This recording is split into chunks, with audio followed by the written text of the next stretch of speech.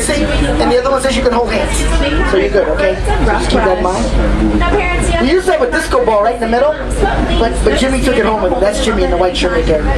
He likes dancing at home, so he took it home with him the other day. Photos or videos, be sure to hold onto those cameras tightly. So is everybody gonna have a good time today? Yeah. How many first timers? First timers as a part. First time. Oh, we got some veterans on board. Uh-oh. I better make this exciting, huh? Yeah. Okay, well, I'll try. I'll try to do my best. I've only been doing this for a short while, about 5 years. So, I'm pretty good at finding some of the animals, but they do hide very well, so I gotta pay close attention. A couple things that Warren wants you to pass on. He's like our eye in the sky. We've had problems with poachers in the past. There's someone in the ground, he's in the sky, biplane, making sure everything's good to go.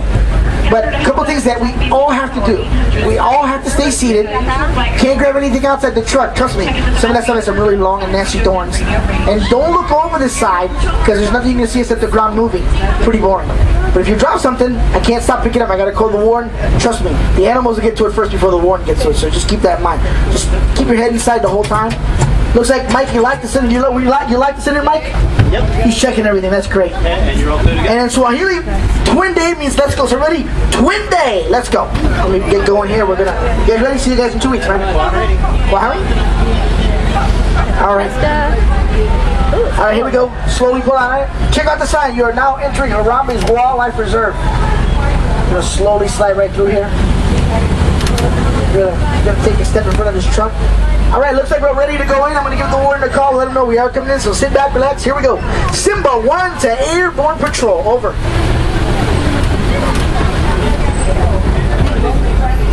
Not sure where the warden's at. He's been pretty busy all day long. Sir, if you're out there, give us a call whenever you get a chance.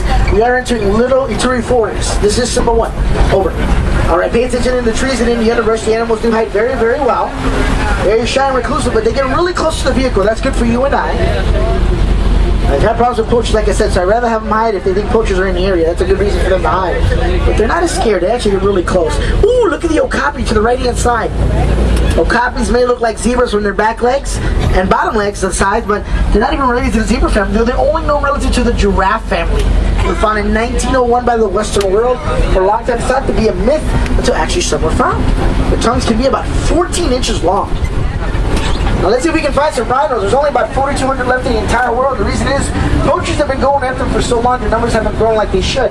But hopefully with the protection they get here, that number will slowly start to grow. If you look at a rhino, most people think they're indestructible, but guess what? That's not the case. Now, black rhinos do like to hang around here. They weigh about 2,500 pounds, can charge at about 35 miles an hour, and there's one coming down the hill right there, straight ahead of us. Look at that. The skin's about an inch thick. You kind of have a triangular upper lip. That's how they pick things up off the ground. Check it out. That is the black rhino. They're not born with horns. They actually develop as they get older. With a big little snout, and then all of a sudden that horn starts developing. All right, let's continue to move on through Little Ituri Forest. Now the animals use their markings extremely well. It's camouflage in all this brush and vegetation to protect themselves from being seen. We're going to be heading over towards the Safi River and possibly find some hippopotamus. That's right, hippos. Slowly go through here.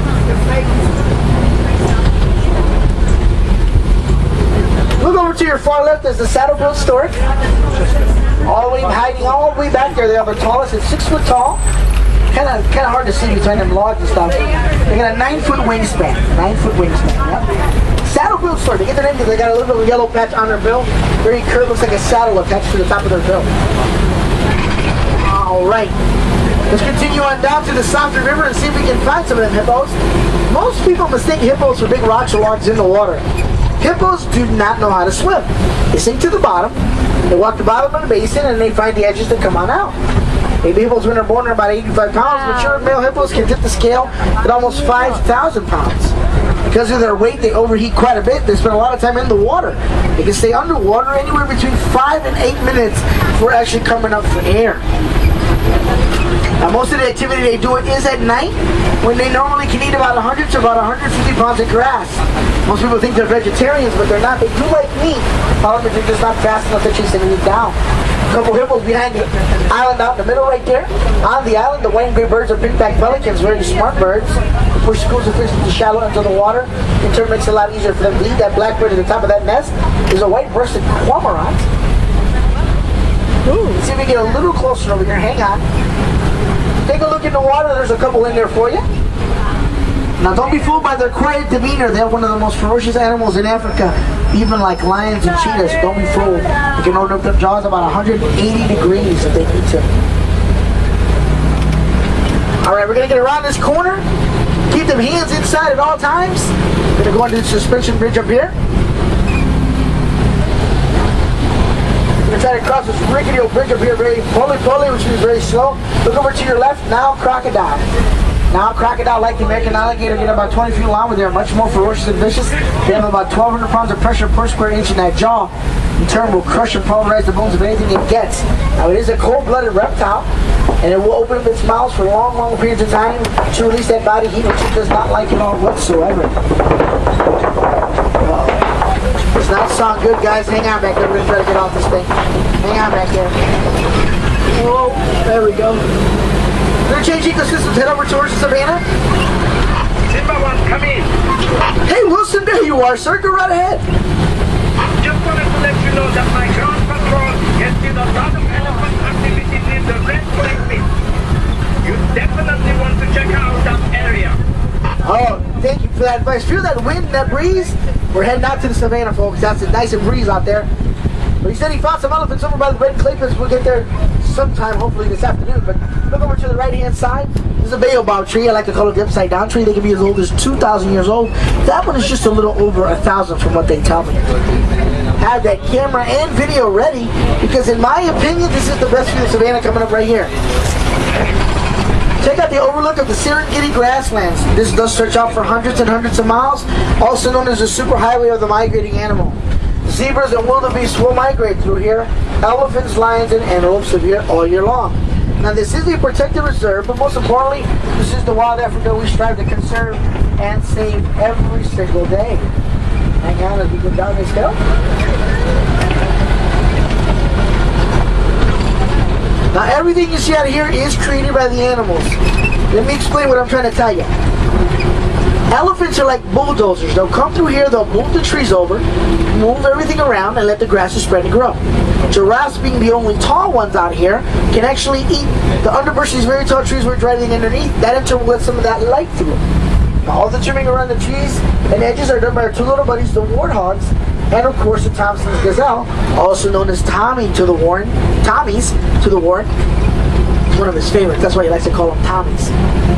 But in perfect harmony, there's always enough food to eat out here. The animals do such a fantastic job. Of course, nature continues to redevelop itself over and over again. And we get to enjoy all this beautiful scenery, but the animals reap the best benefit of all, having plenty of food to eat all the time. You look up here to the front and to the left, this funny cone-shaped item is a termite mound. It is made with the saliva of termite, dirt and sand, and it mixes all together, and it can get as hard as cement. The one over here to the left in the front also is used by smaller antelopes. They'll perch themselves up there like birds, overlooking the grasslands, checking for cheetahs, lions, or possibly any other type of predator. Now notice the surroundings, high and low. The animals use everything around here to their benefit. Low-lying areas keep them much, much cooler. High grasses hide them away from other predators or just for some peace and quiet to get away. The shaded trees, they can get under to get away from direct sunlight. So they use everything around here to their advantage. Looks like there's quite a few animals out here in the savannah. You guys having a good time so far? Yeah. Right, there's a lot more places to go, a lot more animals to see. I just spotted straight ahead through my front window, sable antelope. As I may make the right-hand turn, look over to your left. It's a sable antelope. They're the Harambe Reserve emblem. Very special to us here. The horns get about 40 inches long. They're born reddish brown. Females stay reddish brown. Males get much darker in color, almost black in color. You can pretty much see that emblem pretty much on our stickers, t-shirts. Even the sides of our truck, you can actually see that emblem sometimes. I just spotted some Ankole cattle, domesticated by the Watusi tribe, so they're also called Watusi cattle.